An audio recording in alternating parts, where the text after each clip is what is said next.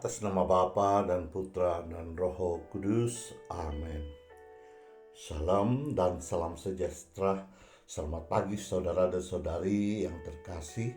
Sekali lagi kita bertemu pada hari ini di dalam ruangan audio renungan sentapan firman Tuhan di edisi kedua pada bulan 3 ini, di dalam Minggu Prapaskah yang kedua pula. Bahan renungan kita pada hari ini ialah Injil Lukas bab 15 ayat 3 dan ayat 11 hingga 32. Marilah bersama saya kita renungkan bersama-sama petikan ini. Para pemungut cukai dan orang-orang berdosa biasa datang kepada Yesus untuk mendengarkan Dia. Maka bersungut-sungutlah orang-orang Farisi dan ahli-ahli Taurat, katanya, ia menerima orang-orang berdosa dan makan bersama-sama dengan mereka. Maka Yesus menyampaikan perumpamaan ini kepada mereka. Ada seorang yang mempunyai 2 orang anak laki-laki. Kata yang bungsu kepada ayahnya, "Bapa, berikanlah kepadaku bahagian harta milik kita yang menjadi hakku." Lalu ayahnya membagi-bagikan harta kekayaan itu di antara mereka. Beberapa hari kemudian anak bungsu itu menjual seluruh bahagian itu lalu pergi ke negeri yang jauh. Di sana ia memboroskan harta miliknya itu dan dengan hidup berpoya-poya. Setelah dihabiskan harta miliknya, timbullah bencana kelaparan di negeri itu, dan ia pun mulai melarat. Lalu ia pergi dan bekerja pada seorang majikan di negeri itu. Orang itu menyuruhnya ke ladang untuk menjaga babi, lalu ingin mengisi perutnya dengan hampas yang menjadi makanan babi itu. Tetapi tidak seorang pun yang memberikannya kepadanya. Lalu ia menyadari keadaannya, katanya, "Betapa banyak orang upahan Bapakku yang berlimpah-limpah makanannya, tetapi aku di sini mati kelaparan. Aku akan bangkit dan pergi kepada Bapakku dan berkata kepadanya, Bapa, aku telah berdosa terhadap syurga dan terhadap Bapa. Aku tidak layak lagi disebut anak Bapa. Jadikanlah aku sebagai salah seorang upahan Bapa."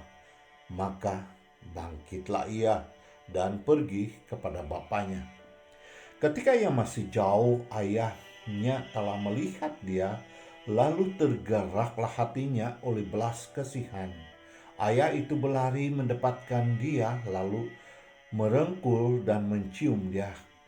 Kata anak itu kepadanya, "Bapa, aku telah berdosa terhadap syurga dan terhadap Bapa. Aku tidak layak disebut anak Bapa." Tetapi ayah itu berkata kepada hamba-hambanya, "Lakas bawa kemari jubah yang terbaik dan pakaikanlah kepadanya. Kenakanlah cincin pada jarinya dan sepatu pada kakinya. Dan ambillah anak lembu tambun itu, sembelihlah dia dan marilah kita makan dan bersukacita, sebab anakku telah mati dan menjadi hidup kembali. Ia telah hilang dan didapati kembali." Maka mulailah mereka bersukaria, tetapi anak yang sulung sedang berada di ladang. Ketika ia pulang dan dekat di rumah, ia mendengar bunyi seluring dan nyanyian tari-tarian. Lalu ia memanggil salah seorang hamba dan bertanya kepadanya, "Apa arti semuanya itu?" Jawab hamba itu, "Adikmu telah kembali dan ayahmu telah menyembelih anak lembu tambun, karena ia mendapati kembali anak itu dengan selamat." Maka marahlah anak sulung itu dan tidak mau masuk. Lalu ayahnya keluar dan berbicara dengan dia. Tetapi ia menjawab ayahnya, katanya, "Telah bertahun-tahun aku melayani Bapa, dan belum pernah aku melanggar perintah Bapa. Tetapi kepadaku belum pernah Bapa memberikan seekor anak kambing pun untuk bersukacita dengan sahabat-sahabatku. Tetapi baru saja datang anak Bapa yang telah memboroskan harta kekayaan Bapa bersama dengan pelacur-pelacur, maka bapa menyembelih anak lembu tambun itu untuk dia. Kata ayahnya kepadanya, "Anakku, engkau selalu bersama-sama dengan aku, dan segala kepunyaanku adalah kepunyaanmu. Karena itu, kita patut bersuka cita dan bergembira karena adikmu telah mati dan menjadi hidup kembali. Ia telah hilang dan didapati kembali." Injil Tuhan. Terpujilah Kristus. Saudara dan saudari para sahabat sekalian, pembacaan hari ini sudah sering kali kita dengar. Bahkan kita sudah hafal ceritanya dan selalunya bertemahkan anak yang hilang. Tetapi pada hari ini saya lebih suka mengambil timah, yaitu pertobatan dan kerendahan hati. Saudara dan saudari yang dikasihi, Injil hari ini menceritakan tentang 3 pribadi atau 3 sikap. Sikap kita sebagai umat Kristen yang perlu kita perbaiki untuk mencapai tahap kita sebagai putri putra Allah yang dikasihinya. Yang pertama sekali, sikap ini ialah mengenai dengan orang-orang Farisi dan ahli-ahli Taurat yang bersungut-sungut ketika Tuhan Yesus menerima para pemungut cukai dan orang berdosa. Lukas 15 ayat 2. Nah, bukankah sikap ini pun ada pada setiap kita? Dan seringkali kita dengar semada ia di dalam keramaian, seperti di dalam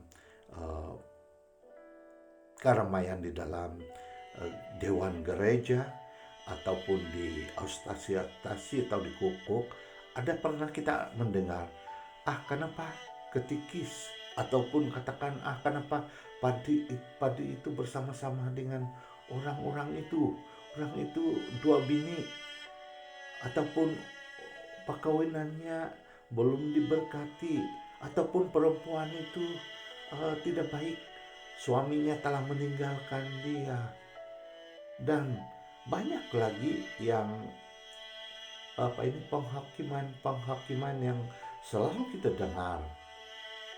Saudara dan saudari yang terkasih, seandainya sikap ini kita terus biarkan berada di dalam sikap kita sebagai umat Ekaristi, ia tentu saja menjadi tembok penghalang bagi saudara dan saudari kita untuk mencari jalan untuk mau bertobat. Nah, saudara dan saudari yang terkasih, karena sikap inilah Tuhan Yesus memberikan perumpamaan mengenai seorang ayah yang mempunyai 2 orang anak laki-laki. Nah, kita masuk saja di dalam sikap yang kedua, yaitu sikap oleh anak yang bungsu yang inginkan kebebasan dan ingin mahu supaya harta itu dibahagi-bahagikan, dan yang menjadi miliknya dia telah menjualnya dan memboroskannya.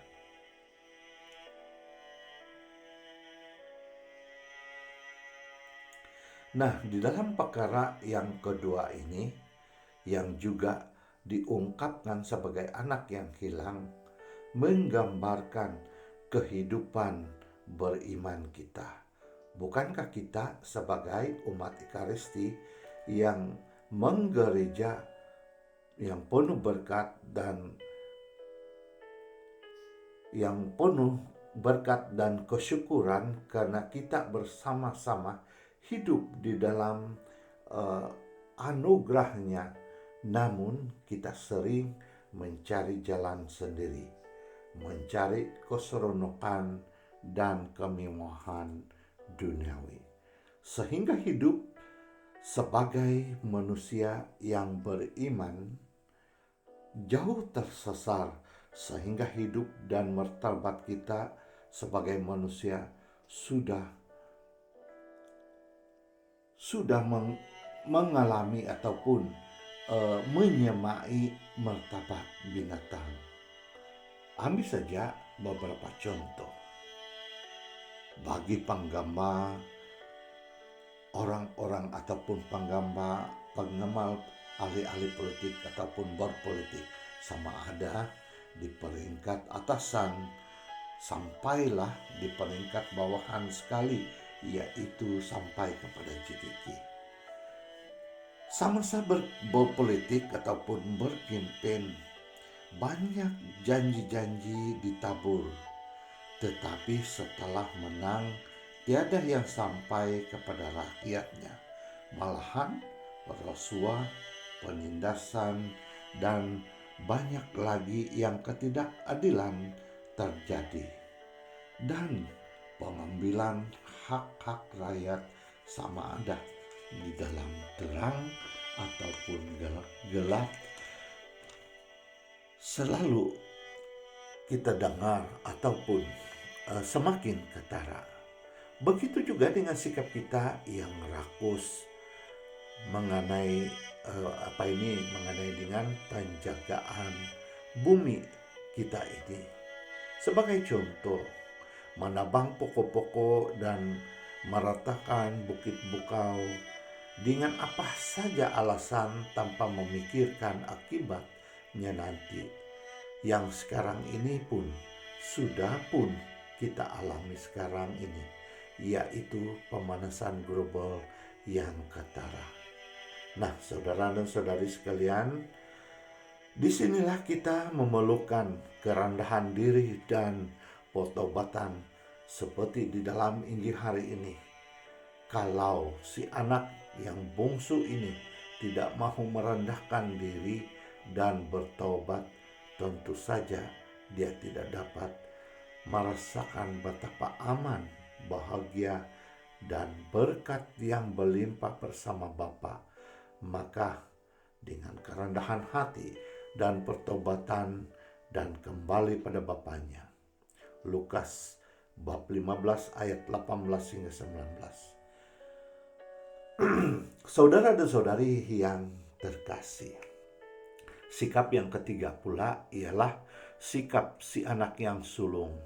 Nah, saudara dan saudari yang dikasihi Tuhan, sikap ini pun saya kira ada pada setiap kita dan ada pada diri umat-umat, termasuklah mungkin diri saya sendiri, di mana sikap yang selalu protes dan menyalahkan Tuhan. Saudara dan saudari yang terkasih, tentu ada yang menjawab di dalam hati bila saya katakan hari ini hal ini.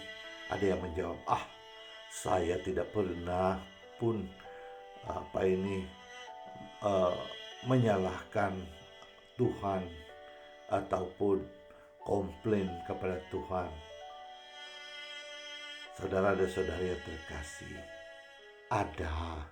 Sebagai contoh, tentu ada terjadi celaka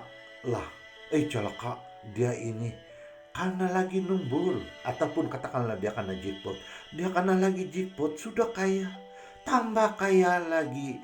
Saya ini sudah lama, sudah bertahun-tahun, dan saya mengharapkan karena jackpot, dan saya sudah lama berdoa, tetapi tidak pula pandai-pandai karena kalaulah saya akan bikin baitu gereja yang sudah hampir mau rubuh. Betulkah? Saudara dan saudari yang terkasih, kalau betul-betul sudah tentu, jangan-jangan sudah hilang. Tapi harap-harap bukanlah seperti demikian rupa. Satu contoh lagi yang saya ingin ambil. Katakanlah begini. Saya uh, sudah bertahun-tahun di dalam pelayanan, di dalam gereja, dan masalah saya bukan semakin kurang, malahan semakin banyak. Tidak, tambahan pula tidak pandai kaya-kaya, tetapi orang sebelah yang jarang-jarang pergi gereja, tiap hari saya lihat semakin kaya, korita dia semakin berganti-ganti. Saudara dan saudari sekalian, sama ada kita ada di dalam ketiga-tiga sikap yang ditunjukkan oleh Tuhan Yesus lewat Injil hari ini. Mari kita tekadkan usaha kita untuk merendahkan diri dan mohon pertobatan dengan sungguh-sungguh, dan bersama anak yang bungsu di dalam Injil hari ini, kita kembali pada Bapa dan datang kepadanya dan datang kepada sakramen pertobatan. Dan dengan usaha yang benar-benar rendah diri dan menyesalinya, tentu saja pada setiap yang ingin berusaha tentu saja akan menemukan atau mendatangkan damai sejahtera pada jiwa dan raga setiap pribadi. Saudara dan saudari yang dikasihi, sebagai peneguhan dan inspirasi kita sebagai umat-umat yang setia dan selalu setia kepada Tuhan dan ingin terus setia kepadanya, supaya kita tetap teguh mengikuti ajaran guru yang agung ini, yaitu tidak lain tidak bukan Tuhan Yesus sendiri. Dan di dalam Injil hari ini, bagi kita yang selalu bersama-sama dengan Tuhan, Tuhan mengatakan, "Anakku, engkau selalu bersama-sama denganku, dan segala kepunyaanku adalah kepunyaanmu." Lukas bab 15 ayat 31b. Nah, saudara dan saudari yang terkasih, bukankah janji ini adalah janji Tuhan Allah Bapa sendiri kepada kita, yang menjanjikan kehidupan kekal, yaitu surga abadi. Nah, kita tidak rugi menjadi pengikut Kristus ataupun menjadikan diri kita sebagai umat Ekaristi yang bergeria, karena bukan saja kita diangkat sebagai anak-anak Allah, tetapi kita juga sebagai pewaris-pewaris kerajaan surga yang kita dengar di dalam Lukas bab 15 ayat 31b ini.